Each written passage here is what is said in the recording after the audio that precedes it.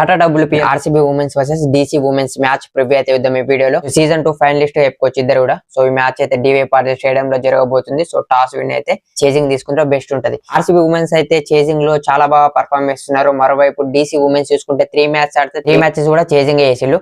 అందులో ఒక match almost win అవ్వాల్సింది, చేజింగ్ లో లాస్ అవుతే లాస్ట్ మ్యాచ్ కూడా చేజింగ్ లో ఆఖరి బాల్ వరకు వచ్చి ఆఖరి బాల్ లో విన్ అవ్వడం జరిగింది. కొంచెం చేజింగ్ అయితే వాళ్ళకి కలిసి వస్తున్నట్లేదు. సో ఏం చేస్తారు చూడాలి ఈ మ్యాచ్ లో. ఈ మ్యాచ్ లో ముందుగా ఆర్సీబీ ఉమెన్స్ గురించి చూసుకుంటే సీజన్ లో 3 మ్యాచ్ ఆడితే 3 మ్యాచెస్ కూడా విన్ అయిన్లు. హ్యాట్రిక్ విన్స్ తో టేబుల్ టాపర్ గా అయితే ఉన్నారు. సో నిన్ననే మ్యాచ్ ఆడేళ్ళని చెప్పొచ్చు వాళ్ళు గుజరాత్ జైన్స్ తోని. సో ఆ మ్యాచ్ లో వాళ్ళ బ్యాటింగ్ అయితే స్టార్టింగ్ లో స్ట్రగుల్ అయింది. సో 43 ఫర్ 4 వికెట్స్ అయితే ఉండే ఒక సిచ్యువేషన్ లో, కానీ అక్కడ నుంచి Radha Yadav and Richa Ghosh brilliant partnership వల్ల రికవర్ అయితే 148 ఫర్ 5 వరకు అయితే తీసుకురాగలిగిళ్ళు. సో ఆ బ్రిలియంట్ రికవరీ తర్వాత డిక్లర్క్ అయితే సూపర్ ఫినిష్ ఇచ్చిందని చెప్పొచ్చు. రాధా యాదవ్ అయితే బ్యాటింగ్ లో ప్రమోషన్ రావడంతో తన మొట్టమొదటి 50 అయితే స్కోర్ చేసింది. సో 60+ రన్స్ అయితే స్కోర్ చేసింది. రిచా ఘోష్ కూడా చాలా మంచిగా రన్స్ అయితే స్కోర్ చేసిందని చెప్పొచ్చు 44. So well deserved half century అయితే మిస్ అయింది తను. సో వాళ్ళ బ్యాటింగ్ లో నెంబర్ 3 నెంబర్ 4 పొజిషన్స్ కొంచెం ప్రాబ్లం ఉన్నాయి కాబట్టి ప్లేయింగ్ లెవెల్ లో ఒక 2 చేంజెస్ చేస్తే సెట్ అయిపోద్ది వాళ్ళకి. సో జార్జియా వాల్ అనే ఓపెనర్ అయితే తీసుకొస్తే బాగుంటది. So Grace Harris Georgia Wall opening చేస్తే స్మృతి మందన నెంబర్ 3 లో వస్తే ఒక స్లాట్ అయితే సెట్ అయిపోద్ది. నెంబర్ 4 లో వాళ్ళ గౌతమ్ నాయక్ ని ఆడిపిస్తే బాగుంటది. దయాల్ అనే హేమలత అయితే నెంబర్ 3 లో ఏమాత్రం పర్ఫార్మ్ చేస్తారని చెప్పొచ్చు. ఇక ఒక ఎక్స్ట్రా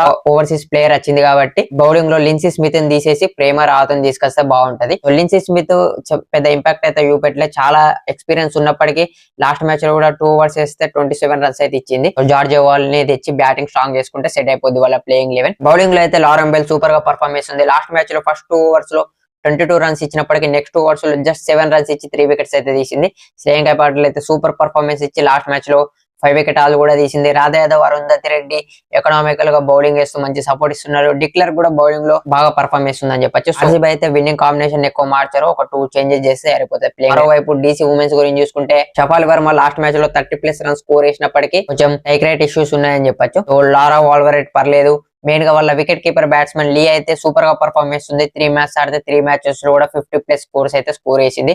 అందులో ఒక 80 రన్స్, అలాగే లాస్ట్ మ్యాచ్ లో 60+ రన్స్ కూడా ఉన్నాయి. జేమేమో మంచి ఫామ్ లో ఉన్నప్పటికీ నెంబర్ 4 లో రావడం కొంచెం లేట్ అవుతుందని చెప్పొచ్చు. ఫస్ట్ 3 బ్యాటర్స్ ఎక్కువ ఓవర్స్ ఆడేసరికి జేమేమో అయితే వీలైనంత తొందరగా బ్యాటింగ్ కి రావడానికి చూడాలి. మంచి స్టార్ట్స్ అయితే మాత్రం నెంబర్ 3 లో వచ్చినా పర్లేదు. తనైతే బౌలింగ్ లో వేసుకుంటే నందిని శర్మ సూపర్ గా పర్ఫార్మ్ చేస్తుంది. మేరీజన్ క్యాప్ అయితే ప్రతి మ్యాచ్ లో ఎకనామికల్ గా వేస్తుంది. లాస్ట్ మ్యాచ్ లో వికెట్స్ కూడా తీసింది. శ్రీచరణ్ కూడా లాస్ట్ మ్యాచ్ లో బాగా పర్ఫార్మ్ చేసింది. మిగతా బౌలర్స్ కూడా కొంచెం పర్ఫార్మ్ చేయగలగాలి ఢిల్లీ క్యాపిటల్స్ మ్యాచెస్ విన్ కావాలంటే మాత్రం. ఈ మ్యాచ్ లో ఎవరు విన్ అవుతారు అనుకున్నారో కింద కామెంట్ చేయండి. అలాగే next WPL and IPL videos కోసం మన పేజ్ అయితే ఫాలో అయిపోండి.